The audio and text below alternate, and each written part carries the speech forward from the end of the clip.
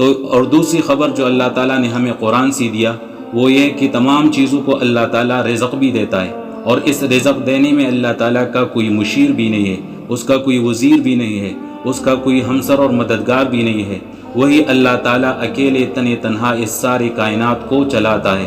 وہ جبریل کی بھی مالک ہے، میکائیل کی بھی مالک ہے، اسرافیل کی بھی مالک ہے، ہواؤں کی بھی مالک ہے، جنات کی بھی مالک ہے، نبی اور رسول اور کتابوں کی بھی مالک ہے۔ وہی اللہ تعالیٰ موجود تو ہے لیکن وہ کھڑا نہیں ہے، موجود تو ہے لیکن وہ بیٹھا نہیں ہے۔ ہر چیز کی جس کے لیے وجود ہو وہ تین حال سے خالی نہیں ہوتا، وہ یا تو پڑی ہوئی ہوگی وہ چیز، یا کھڑی ہوئی ہوگی، یا بیٹھی ہوئی ہوگی۔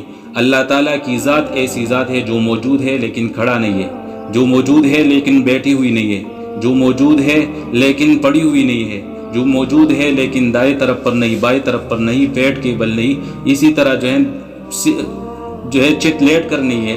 اللہ تعالیٰ موجود ہے لیکن کھاتا بھی نہیں ہے اور پیتا بھی نہیں ہے۔ تو اللہ تعالیٰ جو ہے تمام چیزوں کو، تمام زندہ سر کو جو ہے رزق دیتا ہے، اور خود کچھ بھی کھاتا نہیں اور نہ کچھ پیتا ہے۔ وہی کہ اللہ تعالیٰ فرماتے لا نسألک رزقا نحن نرزقک، ہم تمام چیزوں کو رزق دیتے ہیں اور کسی سے کوئی چیز مانگتے بھی نہیں ہے۔